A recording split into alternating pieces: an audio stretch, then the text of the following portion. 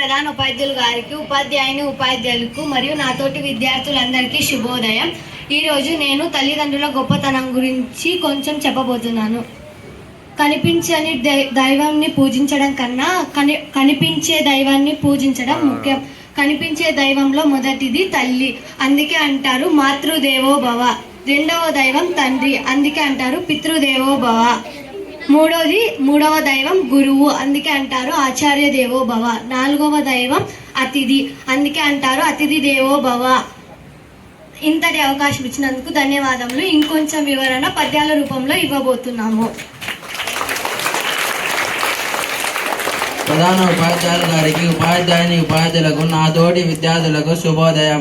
నా పేరు ఎస్ మహేష్. నేను 9వ తరగతి ఏ సెక్షన్ చదువుతున్నాను. నేను ఈరోజు తల్లిదండ్రుల గురించి చెప్పబోతున్నాను. తల్లిదండ్రులకు మించిన తల్లిదండ్రి మీద దయలేని పుత్రుండు, పుట్టనేమి వాడు గిట్టనేమి, పుట్టలో అనచెదలు పుట్టవా గిట్టవా, విశ్వదాభిరామ వినురవేమా. దీని యొక్క అర్థం,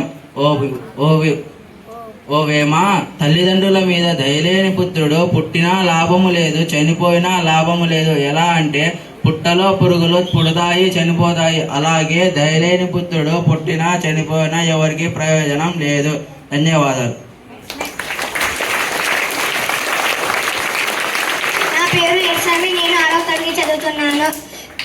తల్లి కష్టపెట్టవద్దు కన్న తల్లి మనసు, నష్టపెట్టవద్దు నాన్న పనులు, తల్లిదండ్రుల దైవ సన్నిపులారుల, లలిత సుగుణజాల తెలుగు బాల.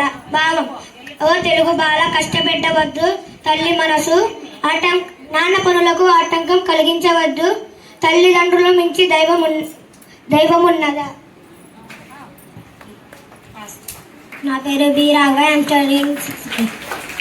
తనయుండు తల్లిదండ్రులు పనిచిన పని చేయడేని, పలికెడలే జే కొనడేని వాడు తనయుండనబడునే, పితృధనమున కర్హుండగునే. భావం: తల్లిదండ్రులు చెప్పిన పని చేయకపోతే, వారి మాటలను మనసులో స్వీకరించకపోతే వాడు తనయుడు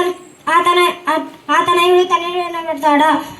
అట్టి తనయుడు తండ్రిధనానికి అర్హుడవుతాడా? నా పేరు శ్రీ శివకేశవ. నేను 9వ తరగతి ఏ సెక్షన్ చదువుతున్నాను. నేను నాన్న గురించి కవిత చెప్తాను. అమ్మ 9 నెలలు మోస్తే నాన్న 25 ఏళ్ళు, రెండు సమానమే అయినా నాన్నెందుకో వెనకబడ్డాడు. ఇంట్లో జీతం తీసుకోకుండా అమ్మ తన జీతం అంతా ఇంటి కోసమే ఖర్చు పెడుతూ ఇద్దరు శ్రమ సమానమే అయినా అమ్మ కంటే నాన్నెందుకో వెనకబడ్డాడు. ఏది కావాలంటే అది కొని పెడుతూ అమ్మ, ఏది కావాలంటే అది వండి పెడుతూ అమ్మ, ఏది కావాలంటే అది కొని పెడుతూ నాన్న. ఇద్దరి ప్రేమ సమానమే అయినా అమ్మకొచ్చిన పేరు ముందు నాన్నెందుకో చాలా వెనకబడ్డాడు. ఫోన్లోనూ అమ్మ అనే పేరే, దెబ్బ తగిలినప్పుడు అమ్మ అనే పిలిపే, అవసరం వచ్చినప్పుడు తప్ప మిగతా అప్పుడు గుర్తుకు రానందుకు నాన్న ఎప్పుడైనా బాధపడ్డా అంటే ఏమో.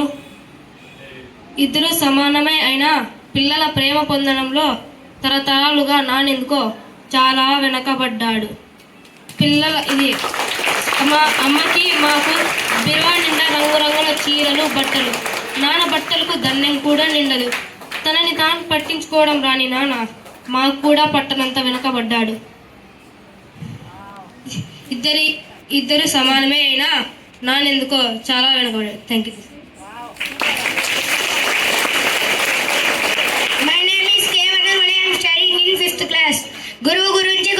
గురువు గొప్పతనం గురించి నేను ఒక కవిత చెప్తాను. అక్షరాలు దిద్దిస్తున్నప్పుడు తెలియలేదు నా జీవితాన్ని మలుపు తిప్పుతున్నారని, కోపగించుకున్నప్పుడు తెలియలేదు నాపై బాధ్యత పెంచుతున్నారని, చేతి మీద కొట్టినప్పుడు తెలియలేదు నా చేతికి పదును పెడుతున్నారని, ప్రశ్నలు అడిగినప్పుడు తెలియలేదు ప్రపంచాన్ని పరిచయం చేస్తున్నారని, పరీక్ష పెట్టినప్పుడు తెలియలేదు నా ఆత్మవిశ్వాసాన్ని పరీక్షిస్తున్నారని, మార్కులు ఇస్తున్నప్పుడు తెలియలేదు నాలో సామర్థ్యాన్ని నింపుతున్నారని, ఈ క్షణం తెలుస్తోంది నాలో ఒక విశాల ప్రపంచాన్ని సృష్టిస్తున్నారని, ఒక మహాశక్తిగా మలిచారని. కాలం మళ్ళీ వెనక్కి వెళ్తే మీతో దెబ్బలు తింటాం, మీ అనురాగానికి పాత్రను మోతాం.